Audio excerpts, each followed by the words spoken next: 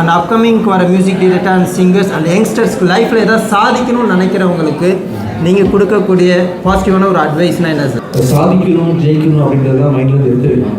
வெற்றி பெறணும் அப்படின்ற விஷயம் சரி, லைஃப் இஸ் அ ஜேர்னி இல்லை. இப்போ உங்கள் கூட பேசிகிட்டு இருக்கேன்ல, இந்த மூமெண்ட் எவ்வளோ அற்புதமான ஒரு மூமெண்ட் தெரியுமா? எனக்கு கிடைக்காது சத்தியமாக. நம்ம ஒன்றும் ஜெயிச்சு ஒன்றும் ஆக போகிறது ஒரு விஷயமே கிடையாது அப்படின்றதால இந்த ப்ராசஸில் ஆட்டோமேட்டிக்காக நீங்கள் ப்ரெசென்ட்டில் நீங்கள் ஸ்ட்ராங்காக இருந்தீங்கன்னா ஃப்யூச்சர் ரொம்ப ஸ்ட்ராங்காக இருக்கும்.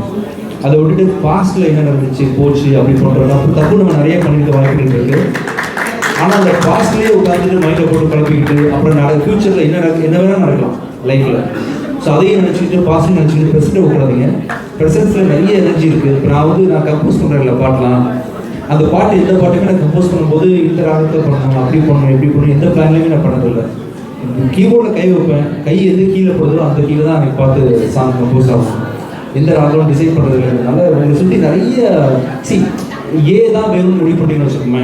நீங்கள் போகிற வழியில் பி இருக்கும், சி இருக்கும், டி இருக்கும், ஏவோட அது பெட்டராகவே இருக்கும். ஆனால் பிசிடியை நீங்கள் வேணாம்னு சொல்கிறீங்க, ஏன்னா நீங்கள் எதிர்பார்த்தது ஏ தான். அது மாதிரி நீங்கள் ஒரு பர்டிகுலர் பாயிண்டில் ஃபிக்ஸ் ஆகிடாமல் பி ஓப்பன், நல்ல விஷயம் நடக்கணுன்றதோடு போங்க.